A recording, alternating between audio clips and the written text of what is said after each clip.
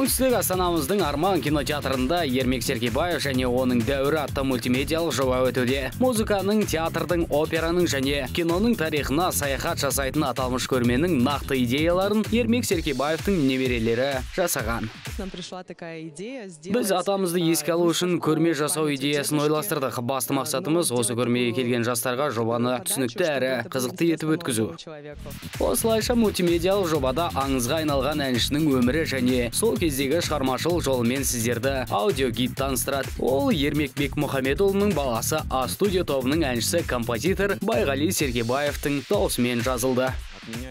Бастапқы кезде маған қыздарым ештеңе айтқанда көрсеткенде жоқ. Бар айтқандары: әке, сен уайымдама, сенің мақсатың аудиогид қана болу. Оқитын мәтініңді дайын болғанда береміз. Сенен бар болғаны осындай көмек керек деді.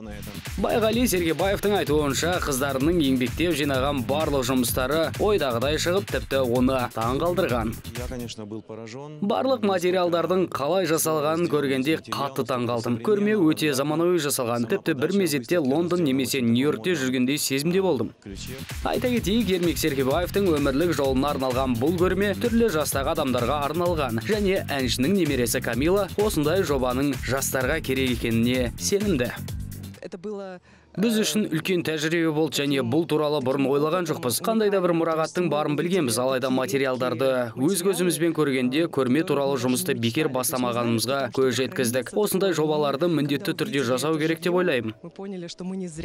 Өз кезегінде Ермек Сергебаевтың ұрпақтары мұрағаттағы жазбаларды, құжаттар мен суреттерді әлі де іздестіру үстінде. Айта кетейік, аталмыш мультимедиялық жоба 26 қыркүйектен 26 қазанға дейін өтеді. Олай болса, атаңызға айналған Ермек Бекмұхамедұлының шығармашылық жолмен таныс болуға асығыңыздар. Кіру тегін.